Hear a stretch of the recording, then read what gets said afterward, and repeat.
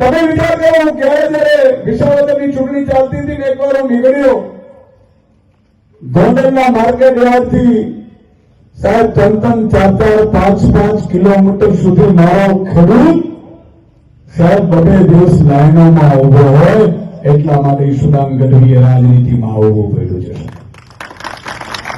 તમારાથી થતું હોય બંધ કરો, તમારાથી થતું હોય તમે ચેલેન્જો આપતા હો તો સાહેબ કામની ચેલેન્જો આપો.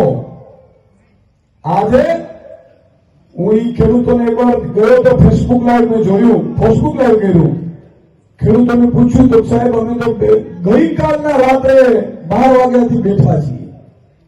3-4, 5 કિલોમીટરની લાઈનો હોય, ઉત્પાદન આપણે ઉત્પાદન કરવાનું, સર્ફની વચ્ચે આપણે પાણી વાળવાનું, એનાથી મોટી વસ્તુ કે ટ્રેક્ટરોમાં 2 દિવસ ભાડું આપણે ચૂકવવાનું અને માલ લઈ ઉપજ લઈ અને 3 દિવસ સુધી લાઈનમાં જઈને ત્યાં પણ પાછું આમ કરીને આપણા માલની કિંમત કરે.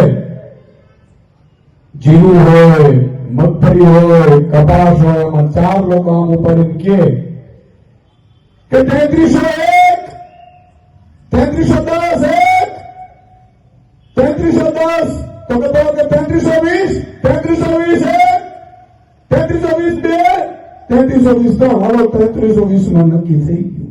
એટલે ઘરના દીકરાઓ 4-4 હજાર રૂપિયા મને તો અમને ખર્ચ બેઠું છે. આ જીરું અમને 3300 માં પહોંચાય અને એ 3 દિવસની વેઇટિંગ પછી.